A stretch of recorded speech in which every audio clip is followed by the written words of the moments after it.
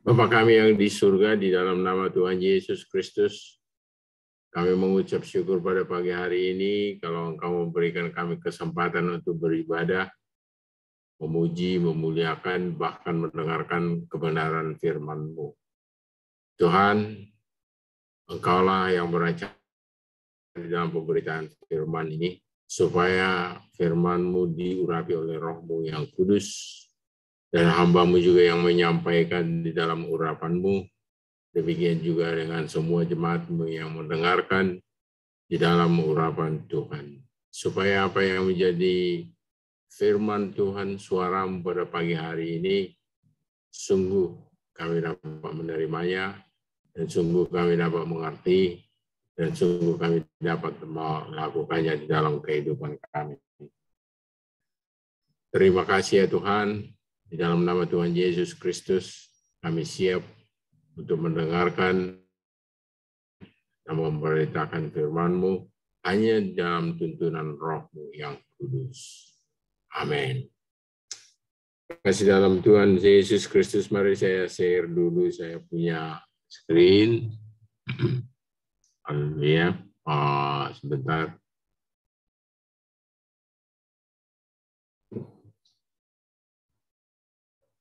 Firman Tuhan pada pagi hari ini, saya bisa di-share ya? Oke. Bisa, Pak.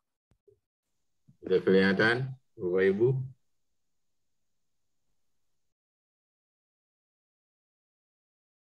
Shalom, sudah kelihatan? Sudah, Pak Lengkap. Oke, Tuhan Yesus berkati. Firman Tuhan pada pagi hari ini saya ambil dari Yesaya pasalnya 40 ayat 28 dan sampai ayatnya 31 yang saya percaya bahwa memang ini sudah kita pahami, tetapi mari kita untuk kembali melihatnya, mendengarkannya, supaya kiranya firman Tuhan ini memberikan kekuatan kepada kita. Saya memberikan temannya itu kekuatan baru. Firman ini menjadi salah satu yang senantiasa rema, termasuk bagi saya sendiri, karena saya merasakan kebenaran daripada Yesaya 40, khususnya ayat 28-31 ini, sungguh menjadi kekuatan bagi saya di dalam menghadapi hidup saya dan pergumulan-pergumulan dan kekuatan baru senantiasa Tuhan berikan kepada saya di dalam menjalani hidup ini. Sebelumnya kita tahu bahwa kitab Yesaya ini sendiri adalah nubuatan dari Nabi Yesaya tentang penghiburan bagi bangsa Yehuda yang suatu saat nanti akan mengalami pembuangan oleh karena pelanggaran-pelanggaran dosa-dosa mereka. Jadi kalau saya lihat dari historikalnya sendiri, Nabi Yesaya menulis ini atau menubuatkan itu 700 tahun sebelum Masehi, sebelum Yesus lahir.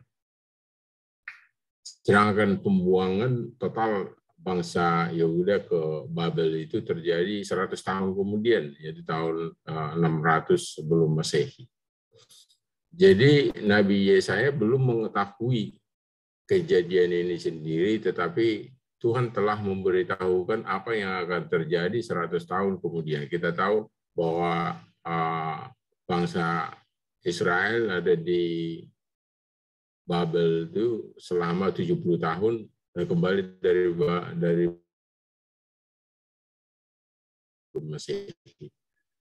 Tetapi keakurasian daripada firman ini sendiri sangat akurat dan benar sekali, maka oleh karena itu kita yang sebagai anak-anak Tuhan harus menyadari bahwa memang kebenaran firman ini juga bagi saudara dan saya akurat sekali, dan inilah yang harus menjadi rema pedoman bagi kita. Sebelumnya kita baca sama-sama dalam tempat kita masing-masing, yaitu dari Yesaya 40 ayat 28 dan 31. Tidakkah kau tahu dan tidakkah kau dengar, Tuhan ialah Allah kekal yang menciptakan bumi dari ujung ke ujung. Ia tidak menjadi lelah dan tidak menjadi lesu, tidak terduga pengertiannya. Dia memberi kekuatan kepada yang lelah dan menambah semangat kepada yang tiada berdaya. Orang-orang muda menjadi lelah dan lesu, dan teruna-teruna jatuh tersandung. Tetapi orang-orang yang menanti-nantikan Tuhan mendapat kekuatan baru. Mereka seumpama Raja Wali yang naik terbang dengan kekuatan sayapnya. Mereka berlari dan tidak menjadi lesu. Mereka berjalan dan tidak menjadi lelah. Luar biasa kebenaran firman Tuhan ini, kasih dalam Tuhan. Dan sungguh inilah yang harus menjadi pegangan bagi kita. Bahwa hal yang pertama kalau kita lihat, Allah ialah Allah yang maha kuasa, maha tahu, dan maha berada. Artinya kalau di dalam bahasa Yunani dikatakan itu di omnipotent, omniscience, dan juga omnipresent, yang artinya Tuhanlah yang paling berkuasa dari segala yang ada kuasa, dan Tuhanlah yang maha tahu tentang saudara sendiri. Kalau Alkitab mengatakan bahwa memang satu rambut pun dari kepala kita itu Tuhan mengetahuinya, berarti sesungguhnya saudara dan saya tidak mengetahui sebanyak yang Tuhan tahu tentang diri kita masing-masing. Karena enggak satu pun dari antara kita yang saya yakin yang mengetahui berapa jumlah rambut yang ada di kepala kita masing-masing. Dan maha berada. Maha beradanya itu sendiri bahwa Tuhan itu ada di mana-mana. Ada dalam diri saya, ada dalam diri Poppy, ada dalam diri Jana, ada dalam diri istri saya, dan ada dalam diri masing-masing kita. Kenapa demikian? Karena memang roh Tuhan yang menyertai kita. Jadi kalau kita lihat di sini kasih dalam Tuhan, berarti hanya Tuhanlah yang harus menjadi andalan kita di dalam kehidupan kita. Karena memang dialah Allah yang dikatakan tadi di dalam ayatnya yang ke-28 itu yang menciptakan bumi dari ujung ke ujung. Artinya bukan hanya bulatan buminya yang diciptakan oleh Tuhan, tetapi keseluruhan daripada isinya, termasuk saudara dan saya. Nah, kalau memang kita adalah ciptaan Tuhan, bukankah Dia sendiri lebih mengetahui tentang kita? Maka Yesus mengatakan supaya kita tidak khawatir tentang diri kita ini, tentang apa yang mau kita makan, apa yang mau kita pakai. Karena memang Tuhanlah yang menciptakan kita dan Dia sanggup dan Dia telah mempersiapkan segala sesuatunya yang menjadi keperluan dari kebutuhan kita. Yang menjadi masalah bagaimana kita untuk menjaga hati kita supaya kita bisa percaya dengan apa yang Tuhan katakan. Jadi hal yang pertama, Allah yang menciptakan bumi, dan termasuk saudara dan saya, dan segala sesuatu yang ada di lingkungan kita, di dalam keluarga kita, Allah lah yang menciptakannya. Dan yang kedua, dan memberi kekuatan kepada yang lelah, dan menambah semangat kepada yang tiada berdaya. Itu yang Tuhan kita adalah omnipresent yang di mana-mana, mengetahui kelelahan kita, mengetahui keberadaan kita, dan Dia sanggup untuk memberikan kekuatan kepada kita dikala kita sudah lelah, dan juga memberikan kepada kita semangat pada saat kita sudah tidak berdaya lagi. Kemudian orang-orang muda menjadi lelah dan lesu, teruna-teruna jatuh tersandung. Ini berbicara tentang orang muda yang berarti masih memiliki kekuatan fisiknya, kekuatan tenaganya, dan merasa bahwa bisa berjalan sendiri, mampu berjalan sendiri. Dan taruna-taruna juga adalah orang-orang yang berpendidikan, orang-orang yang muda dan berpotensi. Nah, semuanya ini kekuatan dan juga potensi kita yang ada di dalam diri kita sebagai manusia pada akhirnya akan jatuh tersandung. Jadi hanya Tuhan yang kekal, yang bisa kita andalkan dalam kehidupan kita.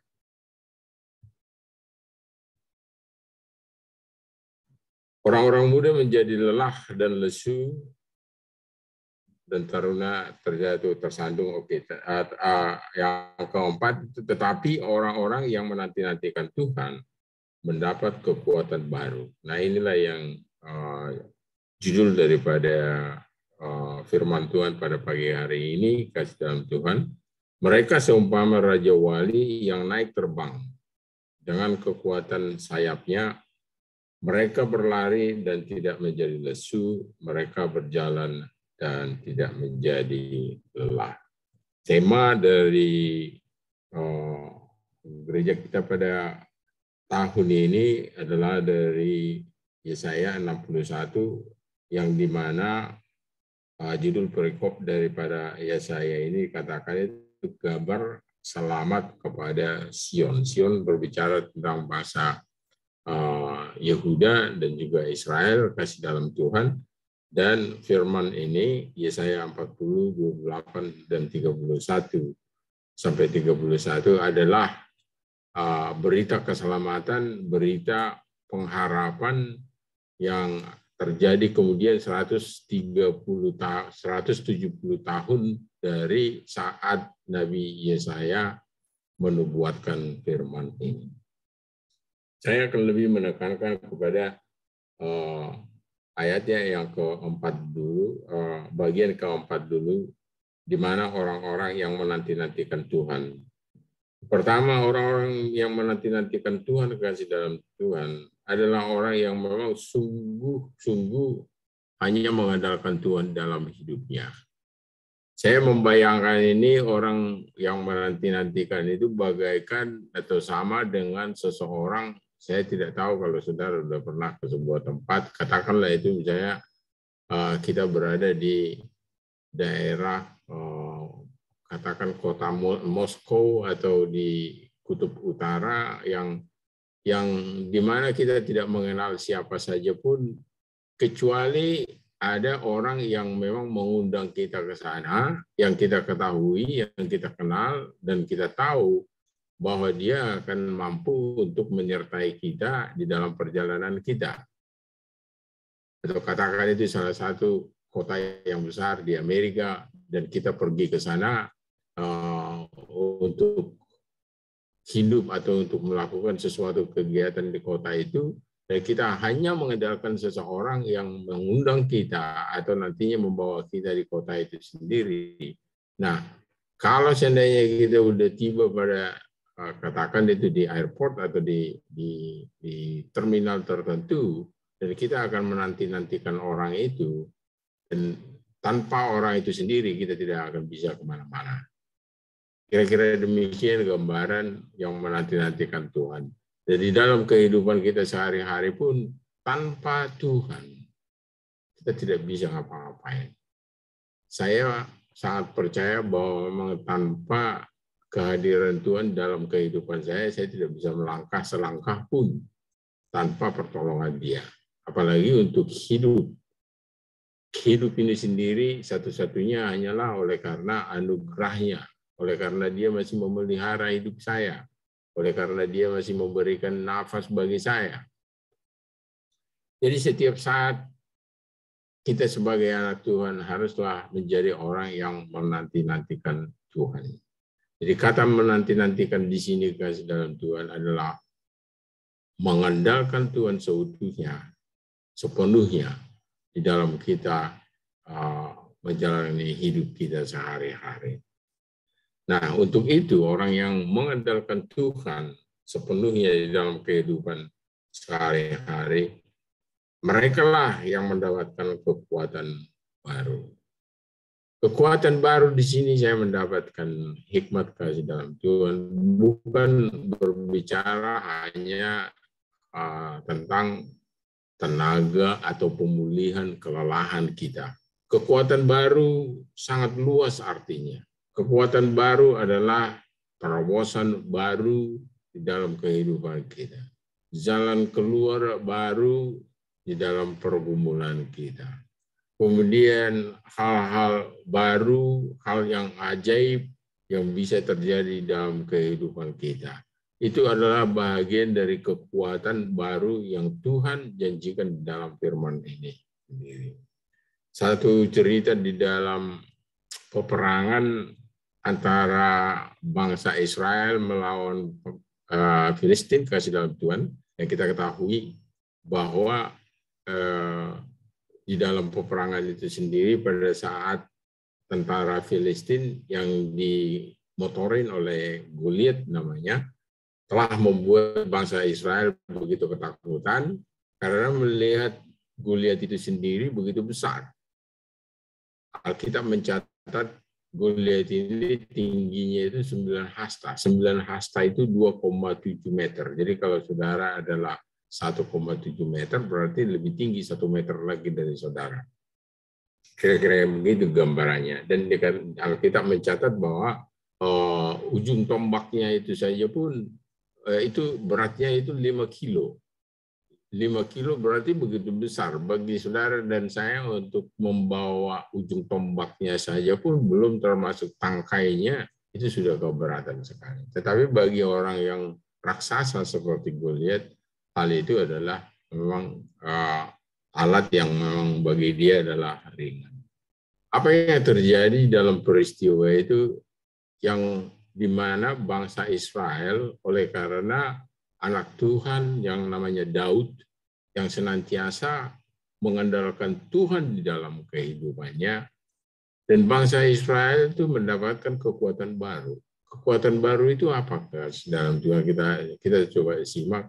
Bukan berarti Daudnya itu menjadi besar sama seperti Goliat untuk menghadapi Goliat. Bukan berarti Daudnya itu memiliki tombak yang lebih canggih dari Goliat. Tapi kekuatan baru yang Tuhan berikan kepada bangsa Israel itu melalui sebuah hikmat. Hikmat yang baru. Kita ketahui bahwa pada saat Raja Saul mencoba untuk mengenakan baju jirah untuk dipakai sama Daud, dan juga pedang Raja Saul diberikan untuk dipakai Daud menghadapi Goliat, Daud mengatakan, waduh, ini terlalu berat untuk dipakai. Baju jirahnya terlalu berat.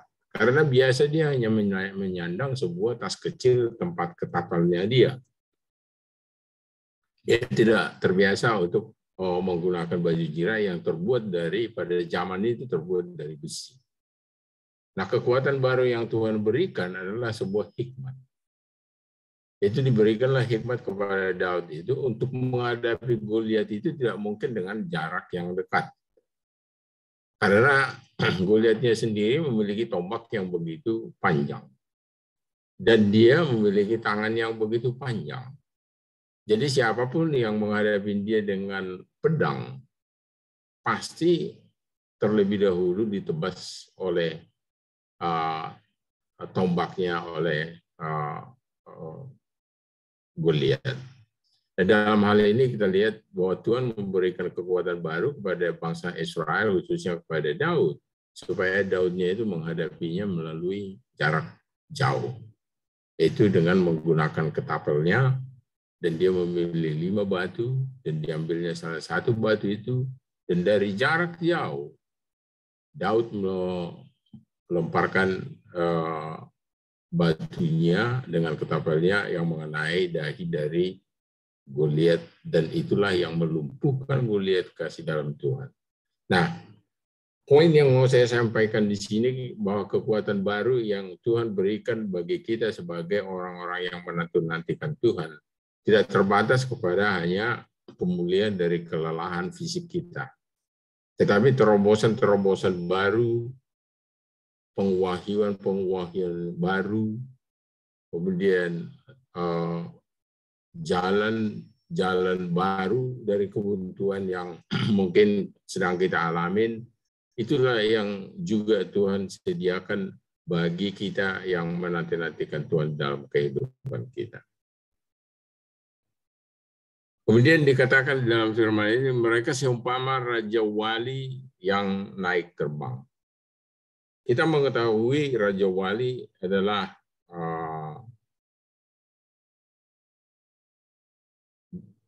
burung, satu-satunya burung yang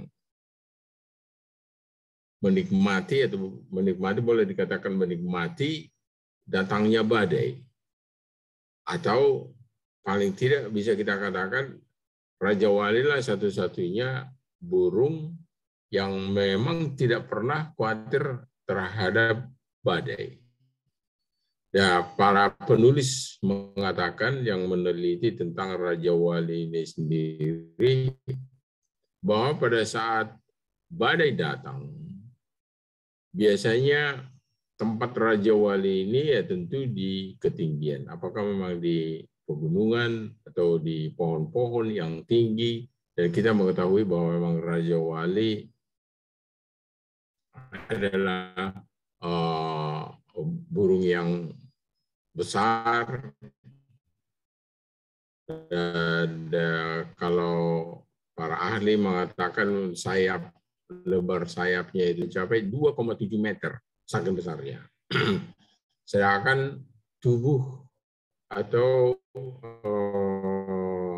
tubuh dari Raja Wali ini sendiri tidak melebihi dari sekitar 5-6 kilogram.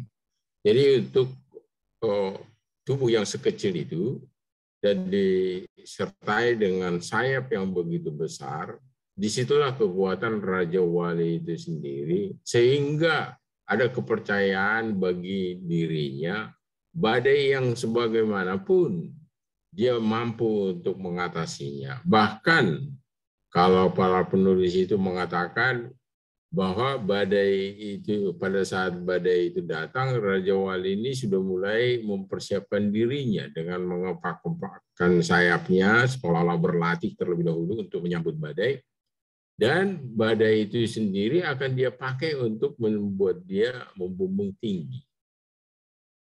Jadi bisa kita simpulkan seolah-olah Raja Wali itu sendiri justru bisa bersukacita atau menikmati datangnya badai. Nah, Alkitab ini mengatakan kepada kita, kita yang menanti-nantikan Tuhan, kita yang berserah sepenuhnya kepada Tuhan. Kita yang mengizinkan kehidupan kita dituntun oleh Roh-Nya yang kudus. Sayap Raja Wali itu berbicara tentang Roh Tuhan yang ada di dalam hidup kita. Jika kita mengizinkan sepenuhnya hidup kita dituntun oleh Roh Kudus, dan kita akan memiliki sayap yang besar seperti sayap Raja Wali. Adalah memang sangat sulit bagi kita sebagai manusia untuk tetap bisa menjaga sukacita kita, untuk tetap kita bisa menjaga kekuatan iman kita dikala pergumulan demi pergumulan menimpa kehidupan kita. Sakit penyakit, permasalahan keluarga, permasalahan keuangan, atau permasalahan komunitas. Kalau biasanya hanya 1 atau 2 permasalahan itu sendiri, lebih mudah untuk kita hadapi. Tetapi kalau sudah berbagai macam permasalahan ataupun yang mengisi pikiran kita, yang membawa kekhawatiran ke dalam hidup kita. Itu sebagai manusia adalah tidak mudah untuk mengatasinya. Tetapi Alkitab mengatakan kita yang menanti-nantikan Tuhan, kita yang mengandalkan Tuhan sepenuhnya, kita akan mendapatkan kekuatan baru. Dan seumpama Raja Wali, yang artinya roh Tuhan yang ada di dalam diri kita, itu lebih besar dari segala roh yang ada di dunia ini. Dengan kata lain, bahwa memang roh Tuhan yang ada di dalam diri kita akan mengalahkan segala pergumulan ataupun tantangan-tantangan yang sedang kita hadapi. Jadi sungguh luar biasa kekasih dalam Tuhan, kebenaran dari firman Tuhan ini. Dan kiranya biarlah hidup kita ini kita serahkan sepenuhnya kepada Tuhan hari demi hari.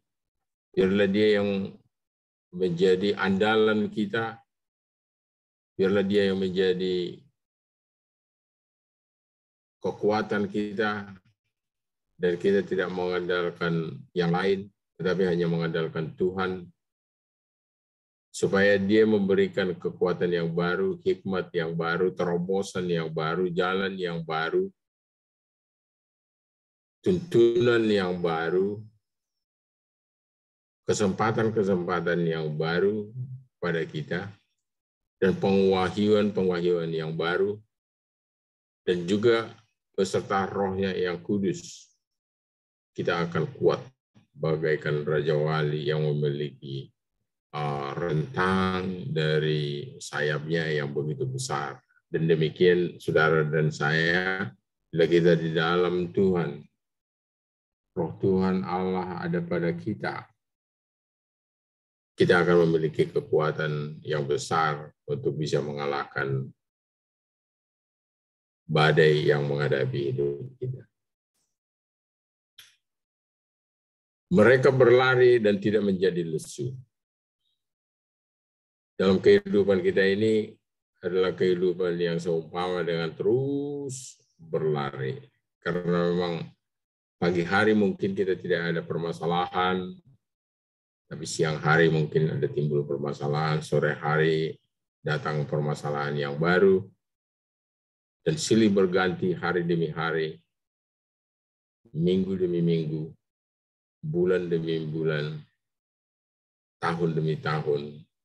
Dan itulah kehidupan kita. Tetapi Alkitab mengatakan, kita yang menanti-nantikan Tuhan, kita yang mengandalkan Tuhan sepenuhnya di dalam hidup kita, kita tidak akan menjadi lesu, walaupun mengalami itu semua. Dan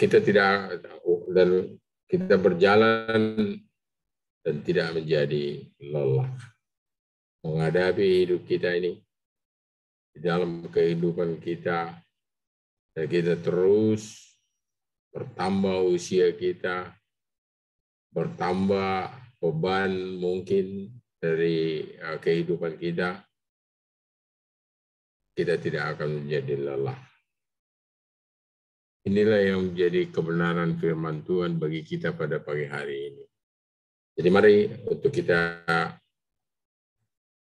menyerahkan kehidupan kita kepada Tuhan untuk mendapatkan kekuatan baru. Kekuatan baru menurut saya adalah kata kunci dari kebenaran firman Tuhan. Yesaya pasal 40, 28 sampai 31 ini sendiri yang menjadi kebutuhan kita khususnya di dalam menghadapi masa-masa pandemi yang sekarang. Sungguh setiap saat, setiap menit, setiap jam, setiap hari, kita memerlukan kekuatan baru dari Tuhan. Karena seperti yang saya katakan tadi, saya ulangi, bahwa memang permasalahan itu silih berganti. Kadang-kadang dalam setengah hari kita merasa begitu nyaman, tetapi hari yang berikutnya atau waktu yang berikutnya kita mengalami sebuah perubahan ataupun sebuah beban yang menjadi pikiran bagi kita dan pergumulan bagi kehidupan kita. Tetapi kalau Tuhan yang menuntun kita, kalau kita bersandar sepenuhnya kepada Tuhan, Tuhan akan memberikan kekuatan baru, terobosan-terobosan baru. Dan Tuhan akan memberikan rohnya jika kita mau hidup untuk dipimpin oleh rohnya yang kudus sepenuhnya. Kita akan bagaikan Raja Wali yang memiliki sayap yang kuat di dalam menghadapi badai apapun dalam kehidupan kita. Jadi sebagai kesimpulan kasih dalam Tuhan, firman Tuhan pada pagi hari ini tidak panjang, tapi saya yakin sangat tepat pada waktu saat-saat ini kita memerlukan kekuatan baru dari Tuhan dan penyertaan dari Roh-Nya yang kudus yang memberikan sayap bagi kita bagaikan Raja Wali supaya kita bisa kuat menghadapi badai yang sedang kita alamin dan dialamin oleh bangsa kita juga, bahkan dialamin oleh dunia. Inilah yang harus menjadi kesimpulan, inilah yang menjadi rema bagi kita dari pemberitaan firman pada pagi hari ini. Yang pertama, biarlah kita mengizinkan Allah yang berkuasa atas hidup kita. Karena Dia adalah Allah yang berkuasa atas alam semesta. Dialah yang menjadi adalah andalan kita. Jangan andalkan orang lain. Jangan andalkan diri sendiri. Jangan andalkan pemerintah kita. Saya yakin, saudara, dan saya yakin ya, dan saya sendiri pun yakin. Dengan membaiknya COVID-19 yang ada di Indonesia sekarang ini. Puji nama Tuhan, kalau di kota Batam sudah hampir hijau semuanya. Hanya tinggal 1 kecamatan dari 9 kecamatan kami yang masih kuning. Ada 2 orang, jadi dari populasi 1.250.000 sekarang ya kalau ada yang di Batam itu. Dan kalau menurut laporan dari wali kota yang dikeluarkan setiap hari, hanya tinggal 2 yang masih terpapar. Dan 2 di kecamatan Lubuk Baja namanya. Nah, jadi yang selain daripada Lubuk Baja ini, kecamatan Lubuk Baja ini semuanya sudah menjadi hijau. Dan kalau saya lihat pun statistik yang ada di Indonesia, kemarin saya lihat sudah di bawah 500 yang terpapar per harinya di seluruh Indonesia. Dan yang meninggal itu 15 orang di seluruh Indonesia.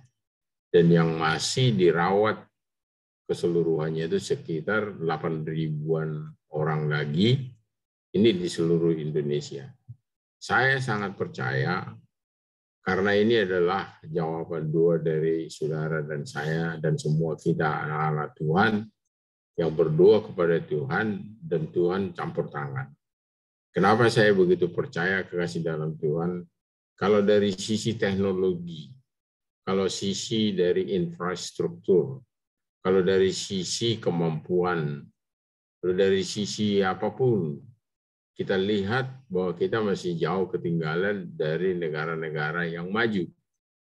Tetapi kalau dari sisi penanganan COVID ini sendiri, dunia mengakui bahwa memang Indonesia itu menjadi salah satu negara yang paling canggih di dalam menangani COVID.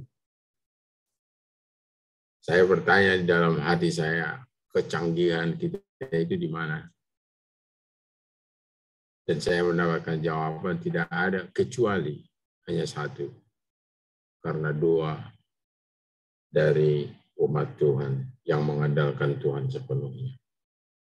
Saya yakin kita semua senantiasa berdoa supaya Tuhan campur tangan di dalam mengatasi COVID ini sendiri. Dan saya sangat yakin bahwa karena doa kita itulah sehingga Tuhan membuat negara kita itu begitu membaiknya walaupun belum 100% membaik atau bebas dari COVID yang kasih dalam Tuhan, tapi kalau kita bayangkan dari bulan Juli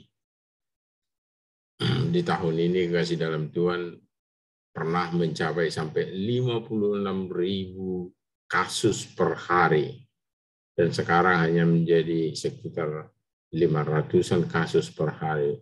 Itu adalah mujizat yang hanya satu pribadi yang bisa melakukannya, yaitu Tuhan kita.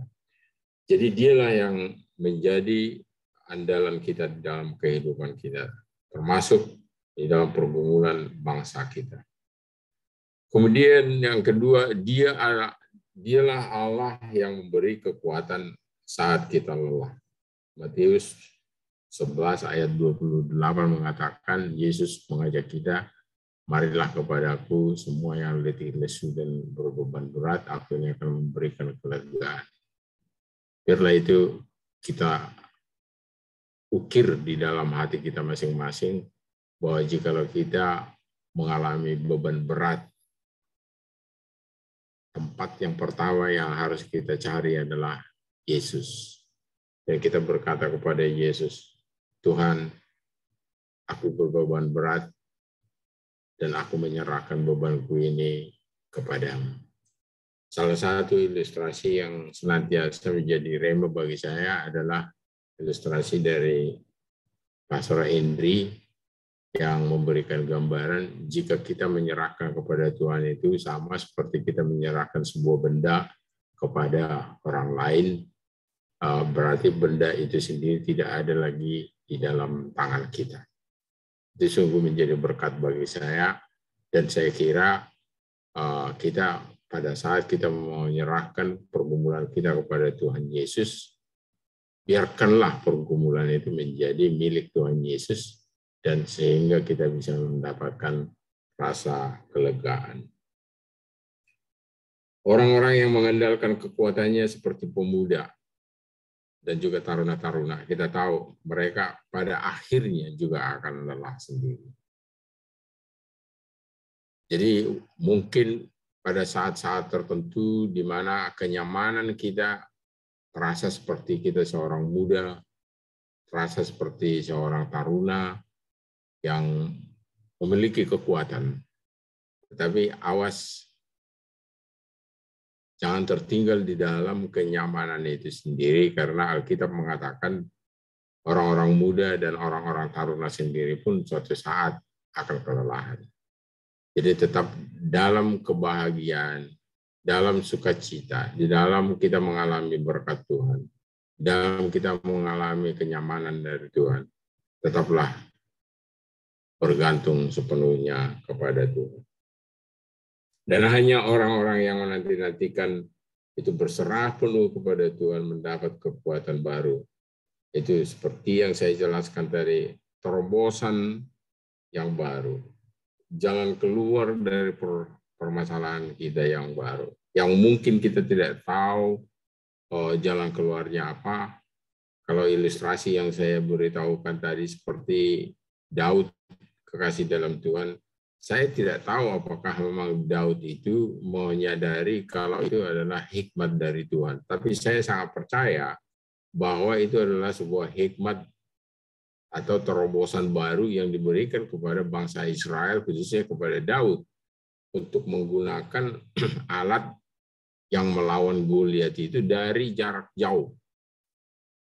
Itu adalah sebuah hikmat yang seperti saya katakan, saya tidak tahu apakah memang Daud pada saat itu menyadari itu atau mengetahui bahwa memang senjata yang lebih efektif untuk melawan Goliat adalah dari jarak jauh, atau memang dia hanya dengan polosnya saja menggunakan ketapelnya dari jarak jauh tanpa menyadari kalau itu adalah sebuah strategi yang tepat. Saya mengambil keyakinan bahwa memang itu adalah pengwahyuan dari Tuhan yang disadari atau tanpa disadari Daud sendiri pun, tetapi Tuhan mengarahkan kepada dia untuk melawan Goliatnya itu dari jarak jauh. Jadi Di situ jalan keluar dari permasalahan kita. Mungkin kita tidak sadar atau tidak mengetahui apa yang harus kita lakukan pada saat kita mengalami sebuah pergumulan atau jalan buntu. Tetapi ketahuilah, jika kita bersandar sepenuhnya kepada Tuhan, Tuhan akan memberikan solusi yang mungkin juga di luar daripada pengetahuan kita atau di luar dari kesadaran kita. Solusi dari permasalahan. Kekuatan menghadapi badai. Sama seperti burung Raja Wali kekasih dalam Tuhan. Kesembuhan atas kesehatan kita. Karena roh Tuhan yang menolong sehingga kita punya sayap yang kuat bagaikan Raja Wali. Tidak ada penolong kita yang lebih baik, yang lebih kuat selain daripada roh Tuhan. Dan roh Tuhanlah yang Yesus berikan kepada kita pada saat Yesus naik ke surga. Dan Yesus mengatakan bahwa Ia akan mengirimkan seorang roh penolong pada kita, yaitu Roh Kudus. Dan kita harus memberikan diri kita untuk dituntun oleh Roh Kudus dalam kehidupan kita, menit demi menit, jam demi jam, hari demi hari, dan minggu demi minggu. Demikian firman Tuhan, kasih dalam Tuhan. Jadi kalau mari kita mencari dan bergantung kepada Tuhan saja, dan izinkan hidup kita ini dipimpin oleh Roh Kudus, karena memang hanya Roh Kuduslah yang mampu untuk membawa kita kepada kemenangan. Saya bacakan dari Yesaya pasalnya yang 41, kasih dalam Tuhan, ayat yang 10 sebagai penutup dari kebenaran firman Tuhan. Dan inilah janji Tuhan kepada bangsa Israel dan juga janji Tuhan kepada saudara dan saya melalui Yesus Kristus. Ayat 10 dikatakan dari Yesaya 41, "Janganlah takut, sebab aku menyertai engkau." Dikala kita ada di dalam penyertaan Tuhan, kita tidak perlu takut. Dalam pengalaman hidup saya, kasih dalam Tuhan, sering mengalami pergumulan atau ketidakpastian atau kekhawatiran, tapi jika saya berdoa pada Tuhan, di situ ada penghiburan, di situ ada kekuatan baru terasa, dan hanya memang kepada Tuhanlah yang kita bisa mendapatkan kekuatan baru. Janganlah bimbang, sebab aku ini Allah. Aku akan meneguhkan, bahkan akan menolong engkau. Aku akan memegang engkau dengan tangan kananku yang membawa kemenangan. Jadi Tuhan berjanji kepada kita bahwa dan menyuruh kita untuk kita tidak takut menghadapi hidup ini, sama seperti yang Tuhan sampaikan melalui Nabi Yesaya kepada bangsa Israel, supaya walaupun nantinya mereka di dalam pembuangan itu tetap tidak takut dan tidak bimbang. Dan tidak bimbangnya itu berbicara tentang tidak ada keraguan-raguan bahwa memang Tuhan kita itu adalah Tuhan yang kemarin, Tuhan hari ini, Tuhan esok, dan Tuhan yang selama-lamanya, yang tetap berkuasa dan mampu untuk menolong kita di dalam kehidupan kita. Aku akan memegang engkau dengan tangan kananku. Ini luar biasa kasih dalam Tuhan, firman Tuhan ini. Dan Alkitab secara eksplisit, secara terang mengatakan bahwa memang Tuhan memegang tangan kita, yang bisa menjadi masalah jika kita berusaha yang memegang tangan Tuhan, tetapi kita tidak mengizinkan Dia memegang tangan kita. Kalau Tuhan memegang tangan kita, berarti Dia tidak akan pernah melepaskannya. Sedangkan kalau kita yang memegang tangan Tuhan, kemungkinan kita akan kelelahan dan kita akan bisa tidak mampu untuk memegangnya terus sehingga terlepas. Jadi ayat ini bagi saya ini sangat dalam artinya, karena memang secara eksplisit, secara terang-terangan mengatakan bahwa memang Tuhan yang memegang tangan kita dan dipegangnya dengan tangan kanannya. Tangan kanan berbicara tentang tangan yang lebih kuat, yang paling kuat. Dan Tuhan mengatakan bahwa memang Dia akan memegang kita dengan tangan kanannya. Untuk tujuan apa? Untuk membawa kita kepada kemenangan, bukan kekalahan, bukan kepada frustrasi, bukan kepada suatu depresi, tetapi Tuhan memegang kita dengan tangan kanannya, membawa kita kepada kemenangan di dalam kehidupan kita sehari-hari. Dan demikian maaf kebenaran firman Tuhan pada pagi hari ini, dan mari kita cari Tuhan di dalam kehidupan kita. Mari kita mendekatkan diri kita karena Tuhan memberikan kepada kita solusi, penyertaan, dan Tuhan memberikan kepada kita terobosan-terobosan,